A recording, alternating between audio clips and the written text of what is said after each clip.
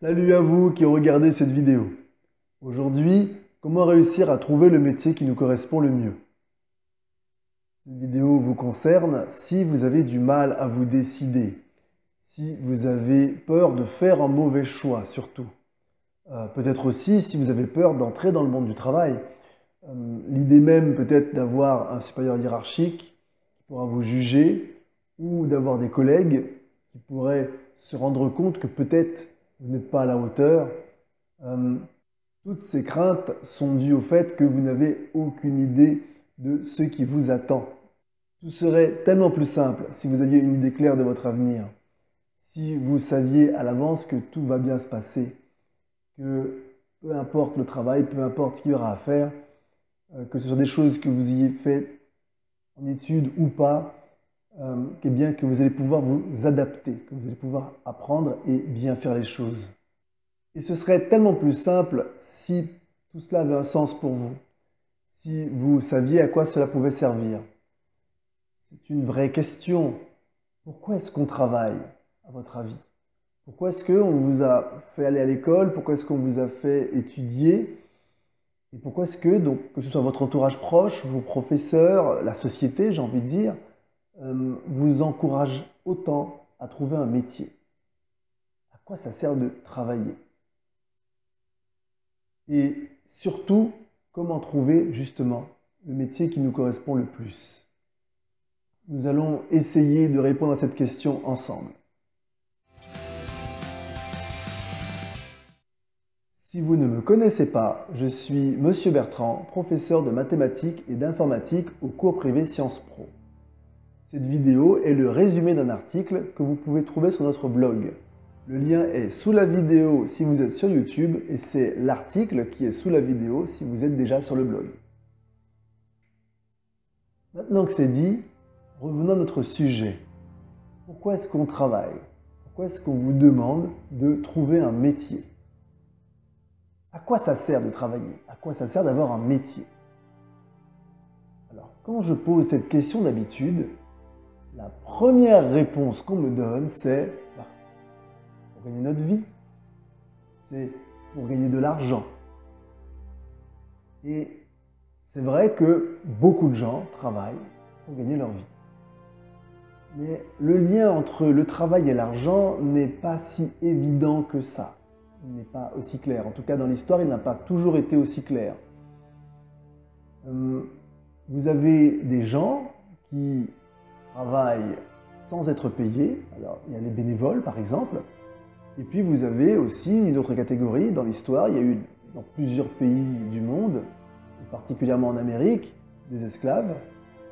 Et puis, vous avez, donc, pour ceux qui ne le savent pas, les esclaves travaillent gratuitement.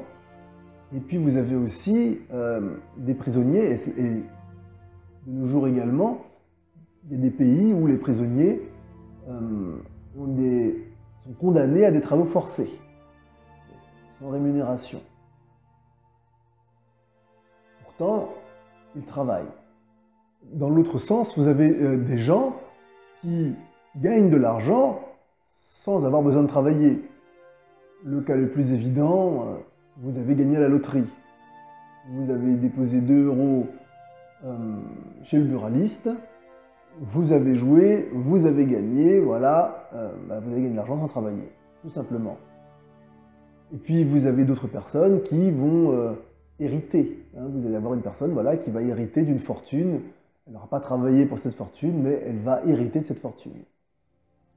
Et puis vous avez des rentiers qui ont peut-être travaillé pendant un temps, on va dire, qui ont construit une fortune, et puis qui ensuite ont arrêté de travailler parce que cette fortune s'auto-entretient. Donc, comme vous le voyez, le travail et l'argent, le lien existe, mais il n'est pas aussi évident que ça, il n'est pas aussi automatique que ça. Donc, en gros, vous pourriez travailler sans gagner d'argent, comme vous pourriez gagner de l'argent sans travailler. Alors, si le lien avec l'argent n'est peut-être pas si évident que ça, il y a peut-être une autre raison, peut-être un peu plus forte, un peu plus importante pour laquelle on travaille. Quand je pose cette question, d'habitude, eh bien, La deuxième réponse qu'on me fait, c'est évidemment, on me dit, monsieur, c'est pour s'épanouir. On travaille parce que voilà, on veut se développer, on veut s'épanouir. Bon, alors pareil, c'est vrai que lorsqu'on aime son travail, comme c'est mon cas, eh bien oui, c'est épanouissant, oui, c'est valorisant d'avoir un travail que l'on aime faire et que l'on fait de son mieux, évidemment que l'on fait bien. C'est très valorisant. Mais nous n'avons pas tous l'opportunité d'effectuer un travail que l'on aime. Vous avez des gens qui doivent subir, entre guillemets, un métier. Pour cela, l'épanouissement n'est pas tout à fait au rendez-vous. Il suffit de voir la liste longue comme le bras des différents problèmes que les gens ont au travail. On pense au burn-out, aux accidents de travail, on pense à toutes sortes de dépressions. Ça veut dire que l'épanouissement et le travail, c'est pas nécessairement connecté non plus. Alors, est-ce qu'il n'y a pas une autre cause peut-être qui mettrait tout le monde d'accord? Quelque chose qui, dans tous les cas, que ce soit dans les cas les plus positifs comme dans les cas les plus négatifs, quelque chose qui serait commun, quelque chose qui serait inévitable. Quel est le point commun à tous ces exemples? Eh bien, je vais vous proposer de trouver ce point commun en prenant un exemple simple. Imaginez que vous vous sentez pas bien, peut-être que vous dites que vous commencez à tomber malade. Donc, en dehors des personnes qui pratiquent l'automédication, ce qui est fortement déconseillé, vous avez le réflexe, normalement, vous devriez avoir le réflexe de faire appel à votre médecin. Donc, vous allez le voir, il va vous ausculter et à la fin, il va vous donner une ordonnance. Cette ordonnance, si elle a été écrite à la main, sera illisible pour vous, mais quand vous irez voir un pharmacien, vous lui donnerez l'ordonnance et là, tout de suite, il va réussir à la traduire, si je puis dire, et il va vous donner vos médicaments. On va prendre un autre exemple. Si vous avez faim, vous avez par exemple le frigo vide, donc vous pouvez sortir, soit faire des courses, évidemment, ou alors aller au restaurant si vous êtes pressé. Ou plutôt si vous n'avez pas envie de cuisiner vous-même. Quel est le point commun de ces deux exemples? Eh bien, à chaque fois, vous avez un problème. Vous êtes malade, vous avez besoin de médicaments, vous avez faim. Et dans tous les cas, vous allez trouver un professionnel, quelqu'un qui va apporter une solution à ce problème.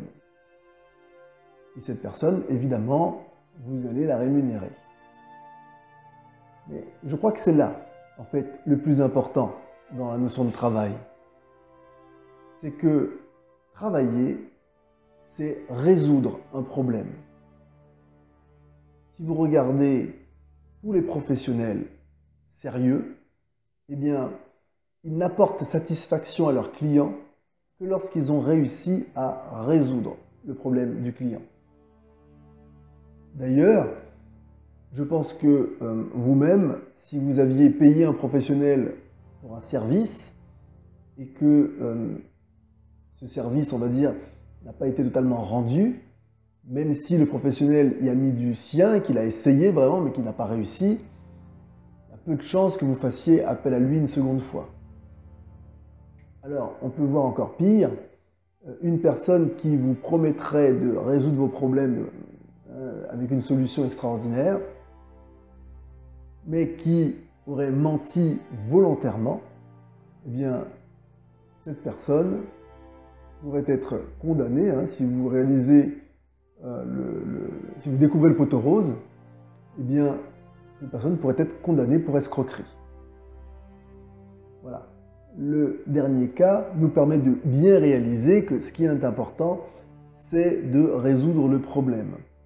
Et que si on fait une promesse et qu'on ne tient pas sa promesse, ben nécessairement, il y a ça crée une colère, ça crée une frustration et ça va nécessairement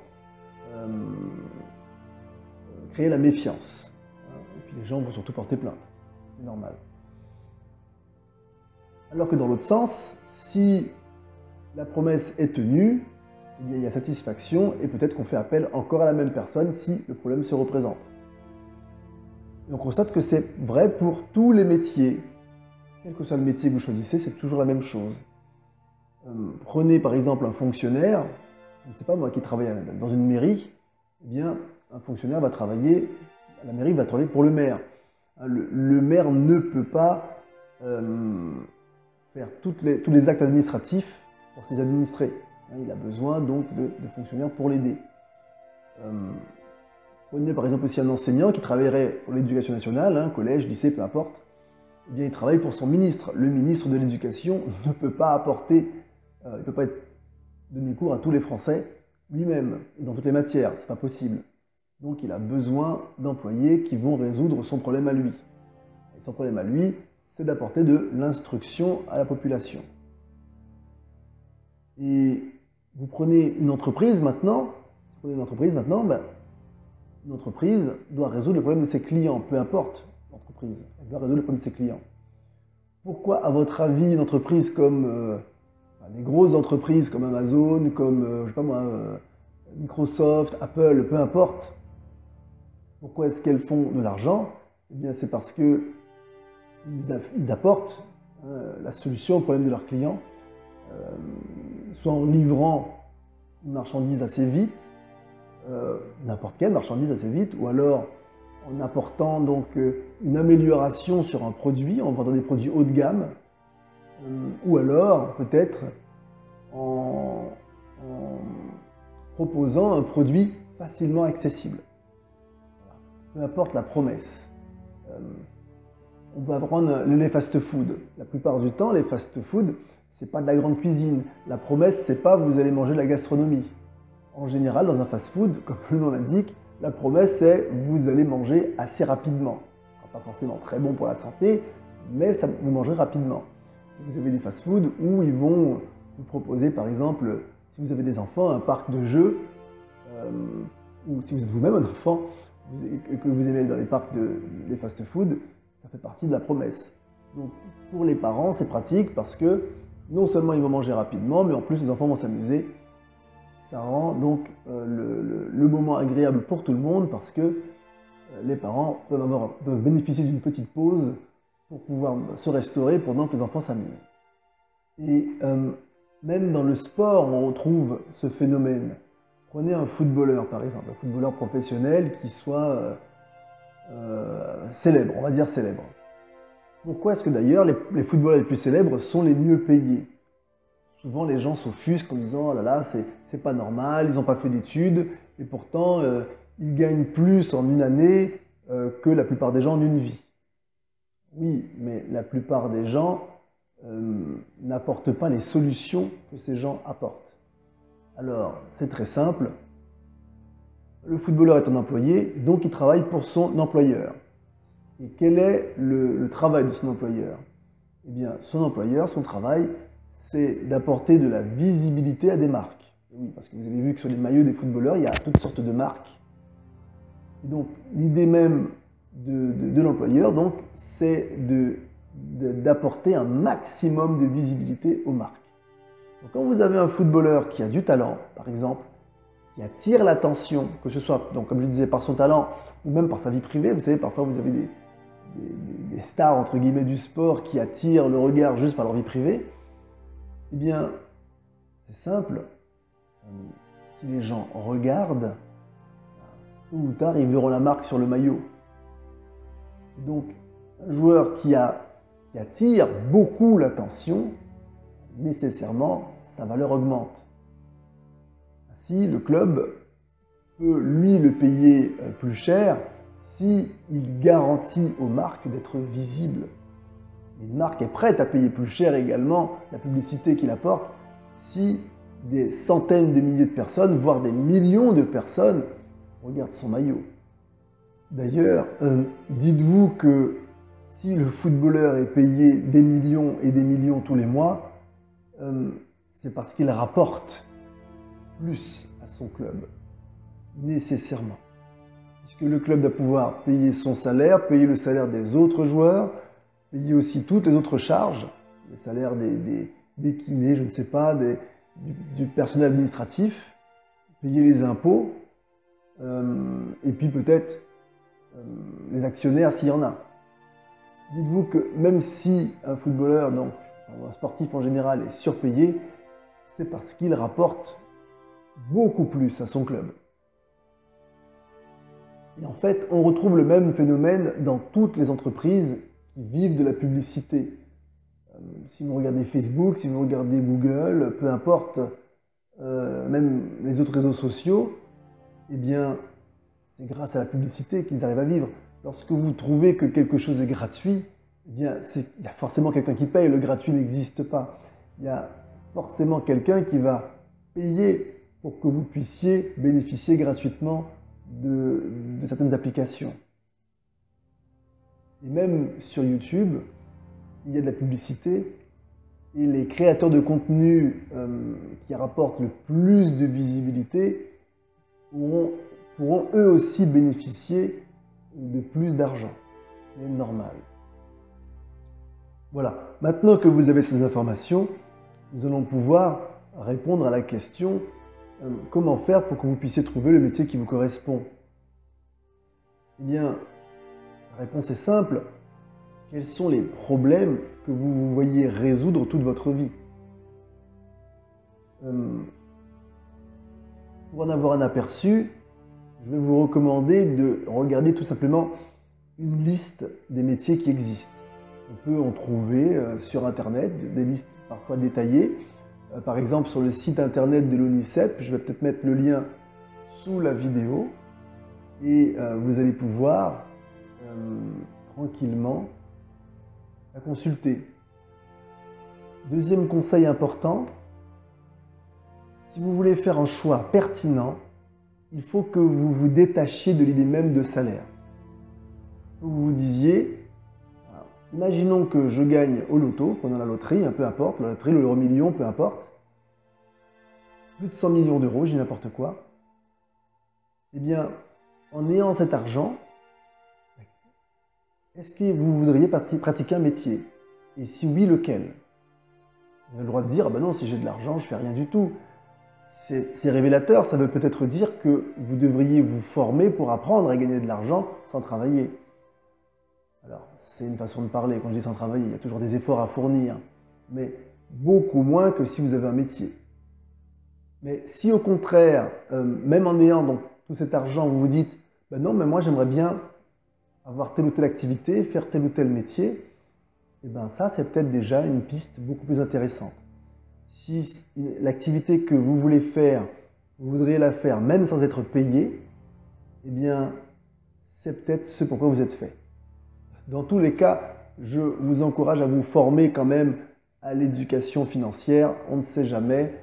Vous pourriez peut-être donc avoir une activité à côté de votre métier qui vous permettrait d'avoir une rentrée d'argent, on va dire, pour arrondir les fins de mois. Et puis, dernière chose, vous avez le droit de faire un premier choix maintenant et puis de changer d'avis plus tard. Ce qu'il y a de bien en France, c'est qu'on peut se former à tous les âges et puis se réorienter, changer de voie à tout moment. Donc aujourd'hui, vous vous dites, bah tiens, moi je voudrais résoudre tel ou tel problème. Vous pouvez donc vous former, faire des études, commencer à travailler, réaliser que c'est peut-être pas ce qu'il vous fallait, et puis recommencer. Vous former à nouveau, faire des études à nouveau, changer de voie, jusqu'à ce que vous trouviez finalement le métier avec lequel donc, vous allez pouvoir vous épanouir pour de vrai, hein, pleinement. Voilà, c'est tout pour cette vidéo. Je vais vous demander de penser à vous abonner, de mettre un like si possible, un pouce vers le haut, et puis surtout, partagez la vidéo si vous pensez qu'elle peut aider quelqu'un d'autre. Je vous dis à bientôt. Bye bye.